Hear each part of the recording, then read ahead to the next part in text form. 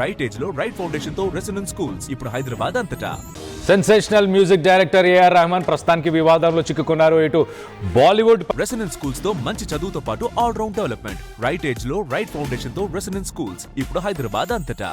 పైన Rahman sensational comments చేశారు. 8 ఏళ్లుగా బాలీవుడ్ నన్ను పట్టించుకోవట్లేదు, నన్ను వెలివేసింది అంటూ రెహమాన్ చెప్పుకొచ్చారు. ఒకసారి ఛాన్స్ ఇచ్చినట్టే ఇచ్చి ఆ ఛాన్స్ని వెనక్కి తీసుకున్నారు అంటూ ఆయన సెన్సేషనల్ కామెంట్స్ చేస్తున్నారు. ఎట్ ద సేమ్ టైం మతపరంగా కూడా నా పైన వివక్ష చూపుతున్నారు అంటూ ఆయన చెప్పుకొచ్చాడు. రెహమాన్ వ్యాఖ్యలపై మొత్తానికి అయితే ఇటు బీజేపీ, హిందూ సంఘాలు ఆగ్రహాన్ని వ్యక్తపరుస్తున్నాయి. ఇటు రెహమాన్కి వచ్చినవన్నీ ఛాన్సులు ఎవరికీ రాలేదు కదా అంటూ కిషన్ రెడ్డి వ్యాఖ్యానించారు. అంత ఇబ్బంది ఉంటే నువ్వు పాకిస్తాన్కో బంగ్లాదేశ్కో వెళ్ళిపో అంటూ ఇటు రఘునందన్ రావు ఆయన కూడా సెన్సేషనల్ కామెంట్స్ చేశారు.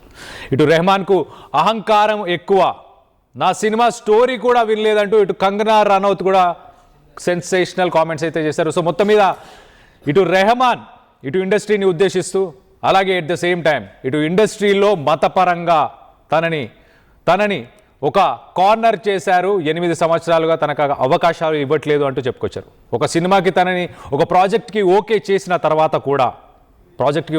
తర్వాత కూడా ఒక మ్యూజిక్ కంపెనీకి సంబంధించిన 5 కంపోజర్స్కి ఆ అవకాశం ఇచ్చారు అంటూ ఆయన ఒక మీడియా ఛానల్కి సంబంధించిన ఒక ఇంటర్వ్యూలో మాట్లాడారు.